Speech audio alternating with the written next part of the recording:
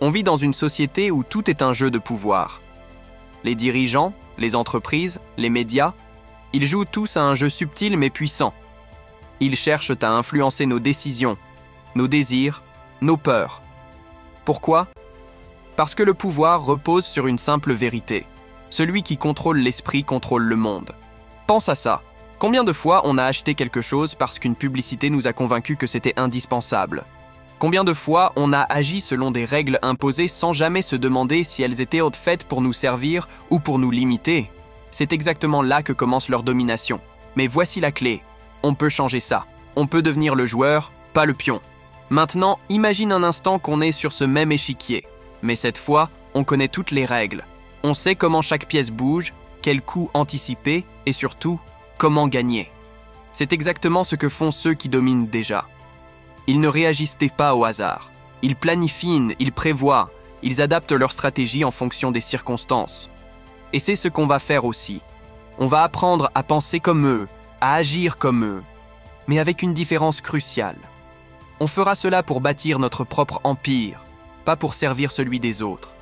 Mais avant d'aller plus loin, prends une seconde pour t'abonner à la chaîne. Abonne-toi maintenant pour ne rien manquer. Revenons à l'essentiel. Pour être le maître du jeu, la première étape est de comprendre que tout est une question de perspective. Les gens ordinaires voient le monde comme une série d'événements aléatoires. Ceux qui réussissent voient des schémas, des opportunités, des leviers. Par exemple, imagine deux personnes face à une crise économique.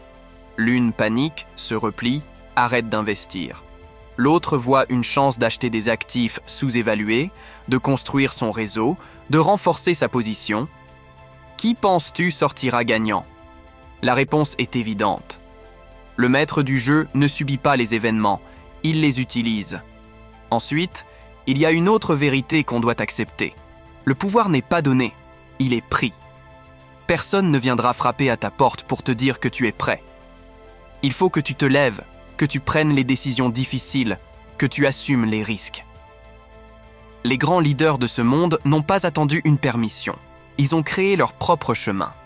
Steve Jobs n'a pas attendu qu'on lui dise que les ordinateurs devaient être beaux et intuitifs. Elon Musk n'a pas attendu qu'on lui donne la permission de rêver de Mars.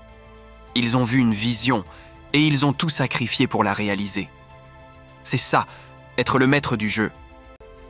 Mais comment on fait ça dans notre propre vie ? Tout commence par une prise de conscience. On doit définir nos propres règles. Si on suit aveuglément celles des autres, on reste coincé dans leur jeu. Pose-toi cette question. Quelles sont tes valeurs ? Quels sont tes objectifs ? Une fois qu'on a ça, on peut commencer à rediriger notre énergie vers ce qui compte vraiment. On arrête de perdre du temps à courir après des distractions, des validations sociales, des choses qui ne nous servent pas. On devient intentionnel. Être le maître du jeu, ce n'est pas seulement une question de contrôle extérieur, c'est aussi une question de contrôle intérieur.